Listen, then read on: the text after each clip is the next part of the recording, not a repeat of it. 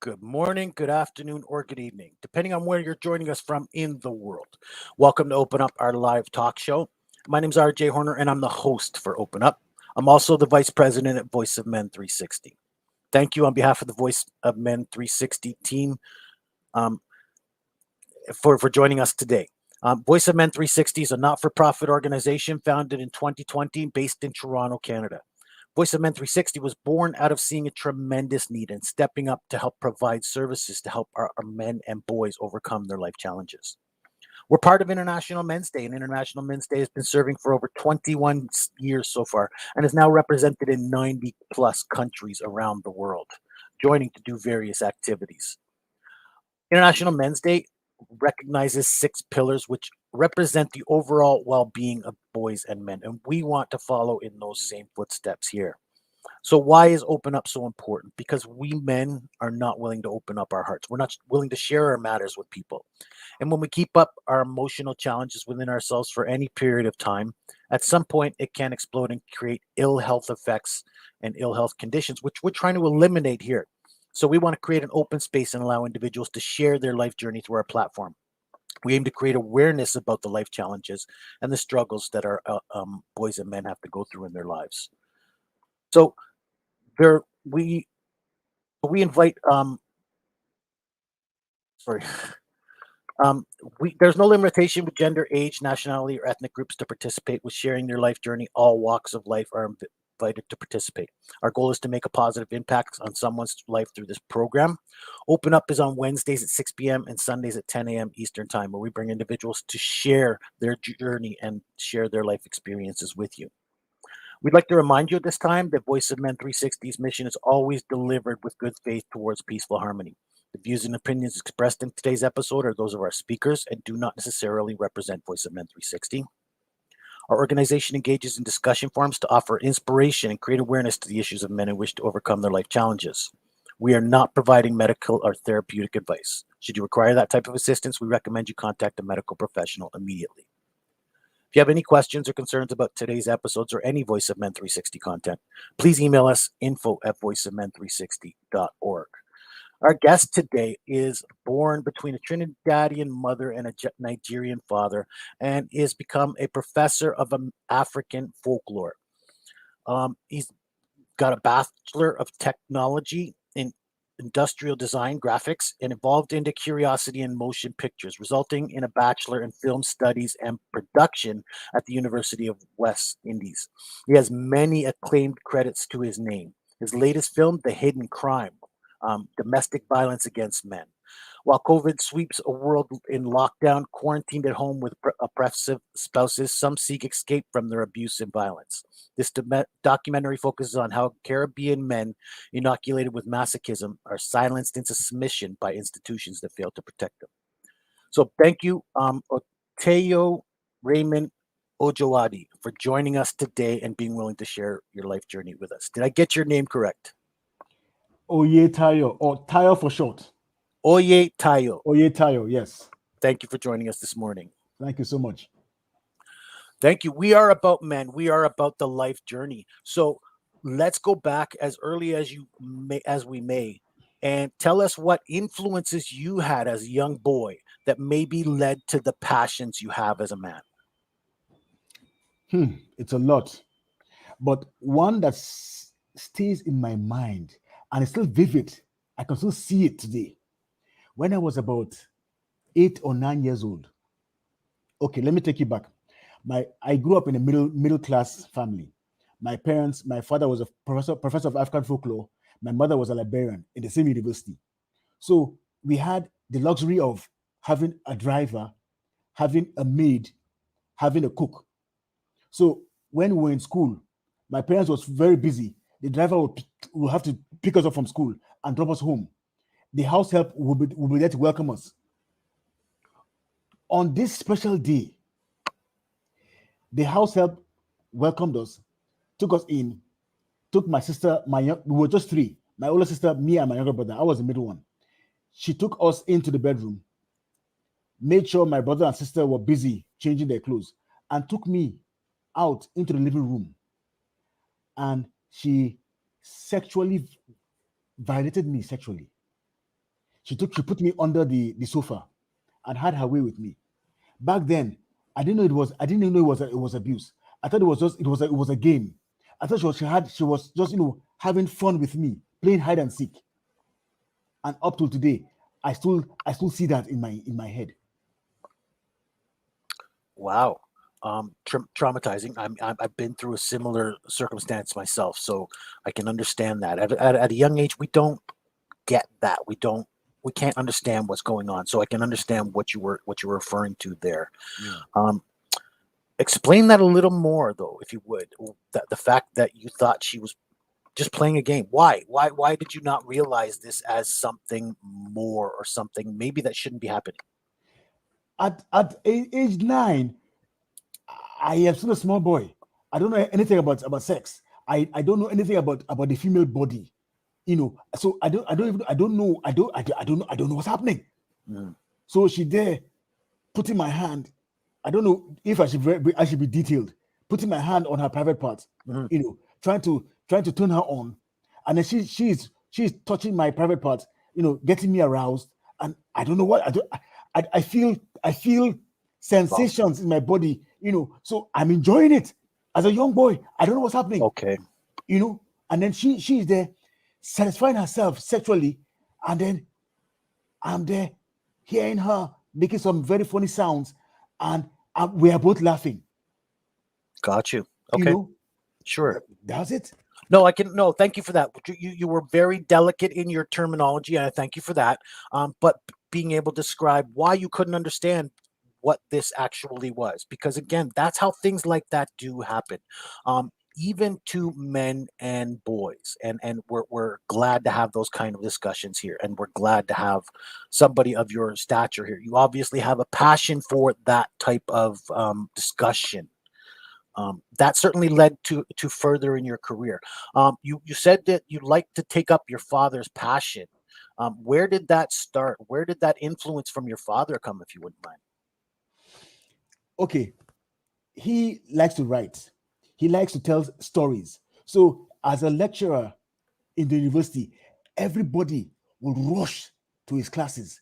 So he was well known.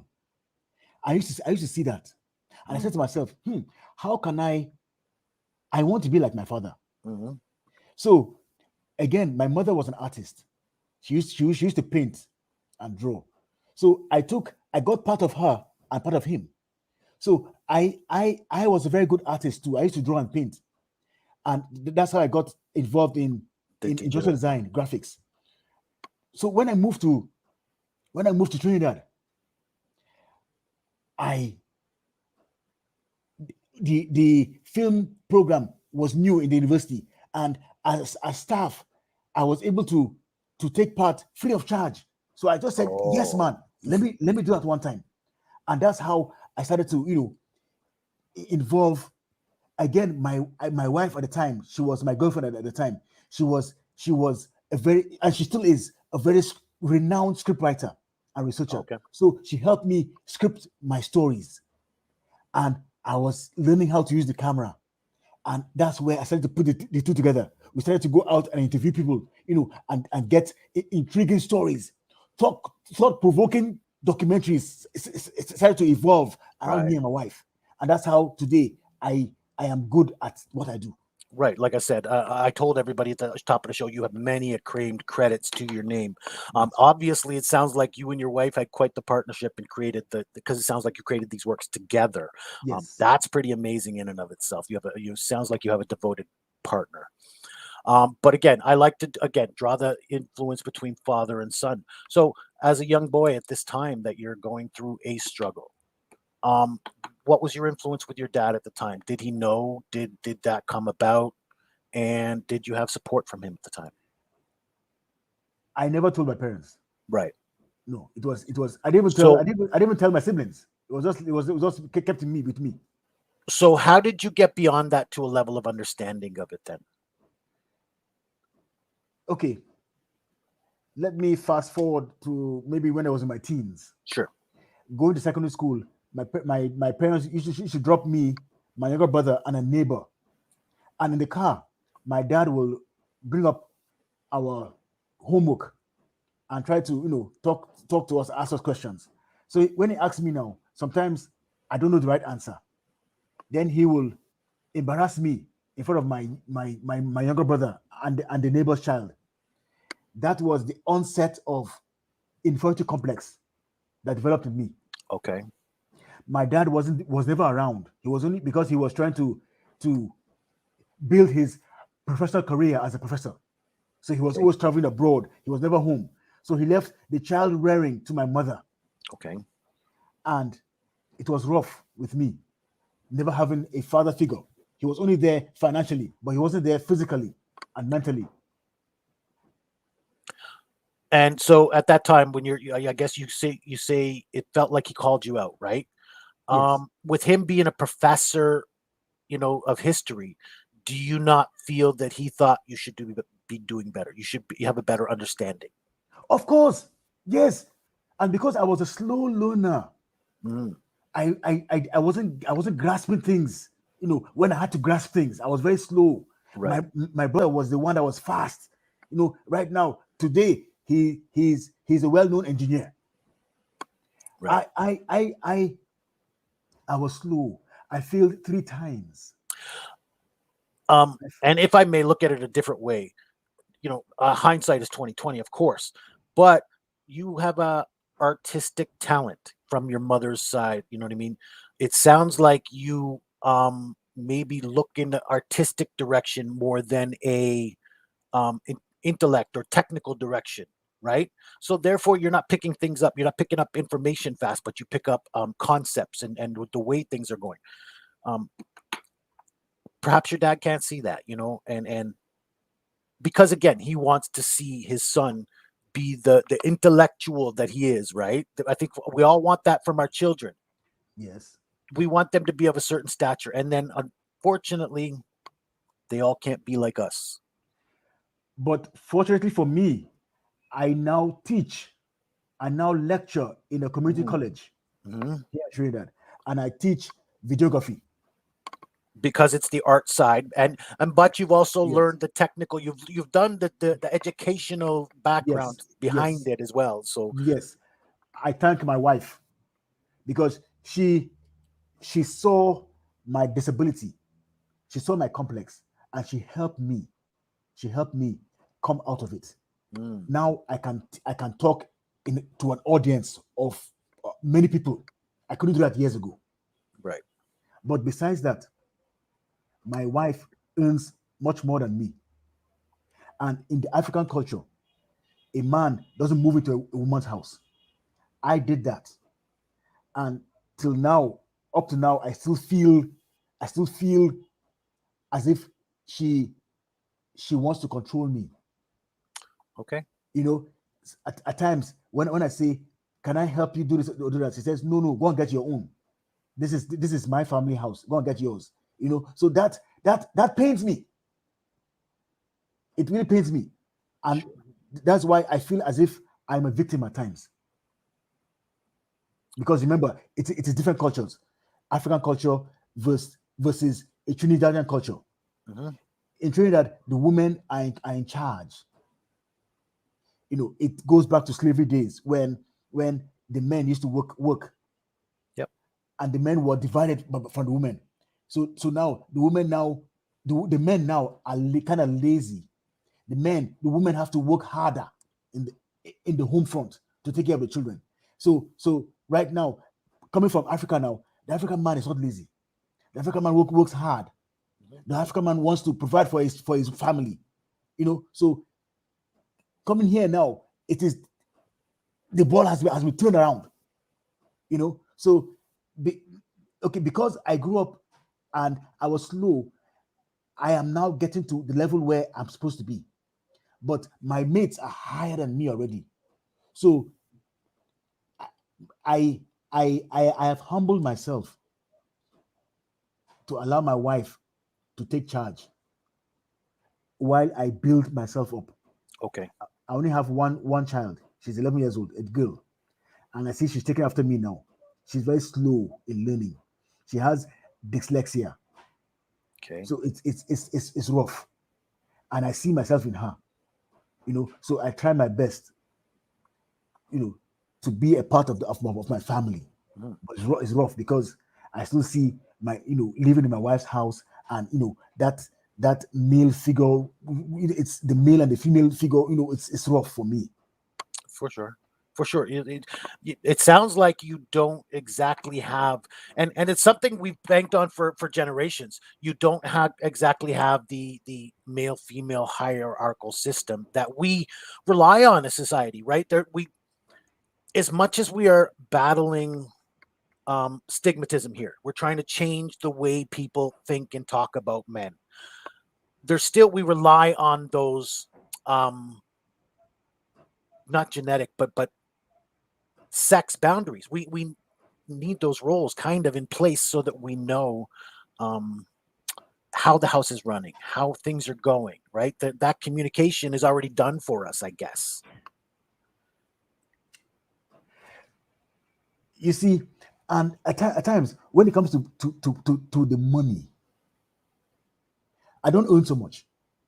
So I give my wife an amount every month, and then I thank God for my brother who at times will give me something, to work towards my work.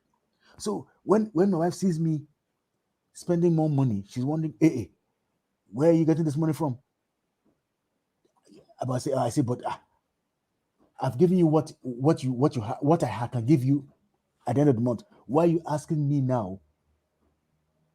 Where so what? You don't want me to spend my money on on things for me? So that's where at times I feel as if she's trying to clamp down on me Mm-hmm. and dictate you know my path. Wow. Um, and is this something you're unable to communicate? We have counseling right now Okay. because last year it was rough. We were not really talking for the major part of the year, but this year, recently, the counseling has helped us, and we are working together, and it's working out. It's working out. I thank God. Got you. It's working out. It's working out. Got you. So again, you've done a lot of film work. Your latest one is about oppressive households. Um, is your wife working on this project with you? No, no, no. Understood. Now, Yeah, again, so she's been the backbone behind your projects to to this degree, right? To this yeah, point in time, yes. and so you're taking up this one as a side project.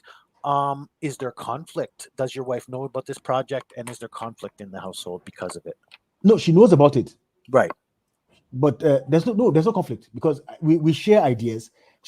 I will show her the questions before I go for my interviews, and she will point out and say, okay, change this here, put that there. But it's more on me. It's your project. It's Yep. more for me. Yeah, yeah, Yeah. yeah. No. No. I just wanted to understand how supportive, or if there was still the level of the relationship was still there, because um, that's something that could be potentially damaging to a relationship, right? You're doing a project that suggests breakdowns in households, perhaps even that there may be one at home. Um, that might be a conflict of interest. So I wanted to understand if you still had that relationship there at home. It sounds like you and your wife are really trying to build upon things, even though maybe you've recognized things that you want, that maybe she isn't able to provide or able to understand for you. It sounds like you guys are working towards satisfactory resolves. Yes, I don't know if I should share this on online, Look, it's but it's called open up, but you be as open as you feel you can be, sir. okay. Before I met my wife, I was into another relationship. It wasn't working out well at all. And now, if the person I met my wife through, this guy who was my colleague, then back then in the where I used to work in the university, he realized that I wasn't happy. Then he said, you know what? Let me take you around my mature friends, and you can select a good wife material for yourself. That's how I met my wife. Very nice. Okay, she became my counselor. She counseled me and the girlfriend I had then. And I was, instead of me to sit down and take my time, because I was coming out of a relationship, my sister was telling me, Tayo, take your time, take your time. You're heartbroken, take your time to sober and get back on your feet. But I was very stubborn. I said no. So I started to visit this woman, and eventually I moved into her house, which I shouldn't have done, you know. And that's how we started this relationship. And then I opened up to her. I think I opened up too much. As a man, you don't share all that information with a woman. You keep things to yourself. I didn't do all that. I shared everything. So she knew everything about me. Mm-hmm. A woman should not know everything about a man because she can mess the man up. And that's where she had me like this. So I was weak. And that's how she could manipulate me. And I'm learning. I am Okay. learning now how to hold back certain information from women. So you think that's necessary? Explain to men why you think that little bit we have to have something of ourselves left. Why is that so important? Dignity, respect. How else can you get that if you don't hide some information, vital information for you? Like now, I don't believe a woman should have access to a man's phone. No, you have yours, I have mine. Yes, we can have a joint account, but you have your own account, I have my own account. Mhm. You have to be independent of each other. Yes, we have children, but you have to have your part, I have to have my part. Respect you, respect me. I respect each other, and then we respect ourselves together as a couple. That's how I see it. No, that's great. Thank you for that. Thank you for that breakdown because again, this is information that you know what our audience could use. There probably are some men out there who, whether they realize it or not, they're stuck in a relationship where they may not be the dominant partner. They may being abused or utilized in ways they don't want to. So thank you for that because that allows our men to maybe see that I'm not the only one. Wait, that's happening to him, Mm, and he's doing this about it. Right? That's the key. right. So do you have anything in your vast experience? Again, you've studied this area of men in oppressive households. Could you give our men some advice on if they are living in that kind of environment, some of the things they may do to change that environment or maybe leave that environment if necessary? You see, we men, our ego is killing us. Of course. We are suffering in silence. It is right for a man to cry. It's not a bad thing. But when you see that, you say, oh, this man is weak. Oh, this man is gay. That is why men suffer all these diseases and men die before women because we don't share our our feelings, our emotions with our brother men. Men talk in bars, men talk, but they don't talk about their problems. They talk about other things. They talk Mhm. about other women that they have things with, but they don't share their problems with other men. You see, men should have men should share their experiences with other men who have gone through similar experiences. Right. Men should have their certain groups. Look at it. Today, we only know about women victims. We don't know about men victims. We don't know about men perpetrators. Men are victims as well. But men don't know how to share these things with other men. I have a whole list here. You know, Let's hear them. Let's hear your examples. You are the expert in this field today. Oh God, I'm not really an expert. I am just You're trying. the man who's done the research. You have the story to tell. Let's hear from you. I'm just trying. I'm just trying. Okay. All right. Now again, we should have more social media ads about men going out there, going on to talk shows, TV, to talk about men and their issues, not about about violence and fighting, and no, but that's what men are known for. Fight, fight, fight, prison, prison, prison. No, men have problems too. you know uh, we should have one-on-one sessions with psychologists, life counselors, life coaches, Mhm. with men. And it shouldn't be public because of our ego. It should be private. Have a number, call, you know, go have one-on-one WhatsApp, Zoom sessions with counselors to talk about your issues. That is the only way forward for men. Mhm. It's right to cry. You can cry. As a man, you can cry. Come on. Listen, I will concur with you there. I step up and say I cry. I'm an emotional being. Right. I let out my emotions when I feel they need to be let out. But to who? To who? To who? Nobody, to nobody. Not You see, necessarily. Not necessarily. No, if I'm in a you movie see that? and I let the tear out and my wife sees it, that's fine. You know what I mean? Right. Or if I'm in an emotional conversation with my wife, I get elevated, or the tears come out. They come out. You know what I mean? Right. I'm not afraid to hide my emotions, but that's come with a lot of human work inside, right? Right. Not many men are able to do that. It's not something that's easy to release, but also because we don't accept that this is an option. Yes. But so how can we change it? How can we Um, change it? Again, like you say, and we're doing it. We're talking about it. We're saying it's okay, right? Look, I'm a strong man. I'm not a homosexual, but if I were, I were. I have a wife. I'm happy with her, but again, I'm emotional.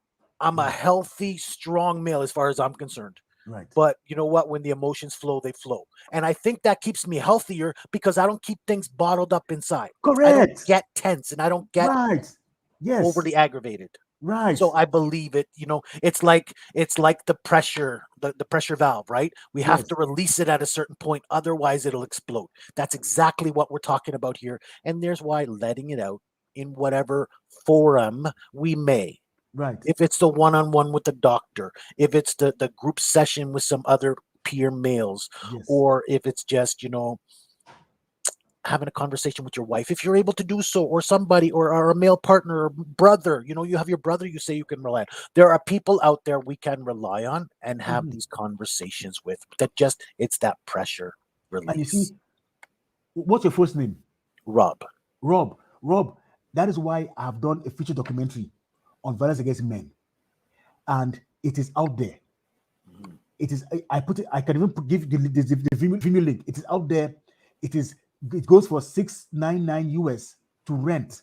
You can rent it for 72 hours, or you can watch it online. Mhm. You can buy it online and stream it for as long as possible. If you can get a second to post it in our chat here, Yes, I will and do then that. maybe Sivam can post it in the link with the video today, we can make sure people get access to your video, because it does sound like information people need. And Rob, I am going an extra step. I'm creating a course outline to go along with this documentary, to have a master class to sell this product to life coaches, to psychologists. Mm. You know, And it's specific to men. It's specific to men stuck in oppressive households. That's the idea, right? yes, yes. Gotcha.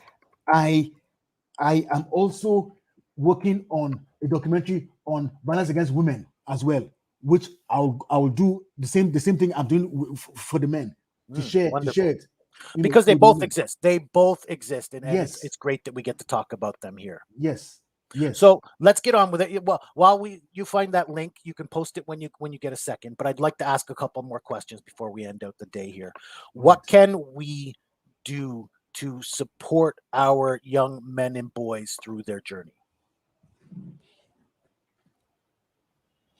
Education from home. from home. There are many broken homes. There are many single homes. But the male child in this part of the world where I am in Trinidad and Tobago, the male child is lacking in education. It is the female who is excelling. We have to give more education to the male child. If the male child is not good with academics, then give him something hands-on that can make him more Proud. self-sufficient Yeah. for himself, so he can be proud of what he has achieved for himself. Right. But right now, we don't do that.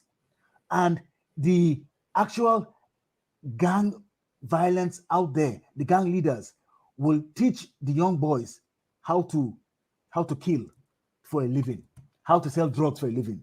Right. That's not good. And that's what our movies are teaching out there, right? Too. That's what our movies are teaching. So it's great to have movies or documentaries that are teaching people proper ways and Besides better movies, ways. even the music today, the Right. music is selling drugs, Selling a lifestyle sex. that really we shouldn't be That's not good for them. promoting. Yep. Yes. So then what can our young men and boys do for themselves to empower their life? Back to groups. Move with certain groups that you see are positive groups, positive, that can sell good stuff. You see, move if you see a young man excelling in what he does, like me as a filmmaker, as a photographer, come into my circle. Let me teach you how to use a camera phone to take pictures, to make money for yourself.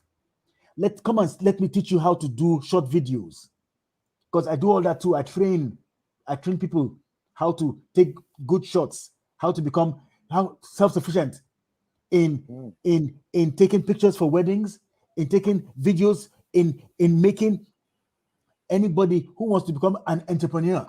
Right. You could be creating the next CNN broadcaster, right? Amen to that.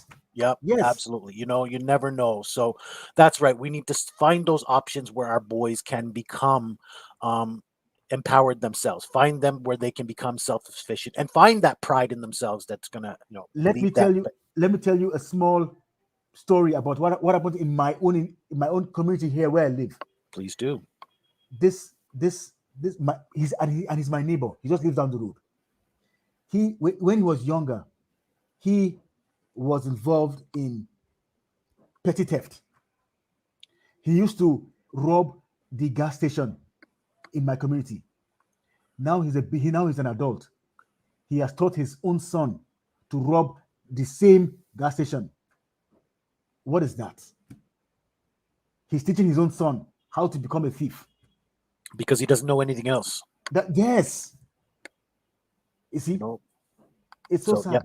It's really about watching our influences, choosing those ones, like you say, selective groups that are positive environments. Yes. And leading that life that we want to live.